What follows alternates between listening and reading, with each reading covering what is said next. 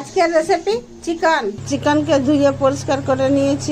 কড়াইয়ে তেল গরম করে দারচিনি, জিরা, ফোড়ন দিয়ে পেঁয়াজ ভাজবো। পেঁয়াজ ভাজা হয়ে গেছে, এরপরে আদা রসুন বাটা, জিরা গোলকিয়া, কাঁচা লঙ্কা বাটা, কাশ্মীরি লঙ্কার গুঁড়ো আর একটু গরম জল দিয়ে আর মশলাটাকে ভাজিয়ে নিব। তেজপাতা, মশলা ভাজা হয়ে গেছে, এরপরে চিকেনটা দিয়ে দিচ্ছি। চিকেনটা দিয়ে নিয়ে আর ভাজবো। এরপর ঢাকন দিয়ে দিচ্ছি, এরপর ঢাকনটা খুলে নিচ্ছি। খুব জল বেরোচ্ছে, পরিমাণ মতো নুন দিয়ে আর হলুদ দিয়ে মিক্স করে আবার ঢাকন দিয়ে দিচ্ছি। এরপর ঢাকনটা খুলে নিচ্ছি। মাছের মধ্যে ঢাকন খুলে খুলে চালাই নিয়ে জলটা শুকাই নিব। এরপর একটা পেঁয়াজ বাটা দিয়ে দিচ্ছি। পেঁয়াজ বাটা দিয়ে মিক্স করে দিচ্ছি। 1 চামচ চিকেন মশলা দিয়ে ভাজে ভাজে চিকেনের জলটা শুকাই নিব।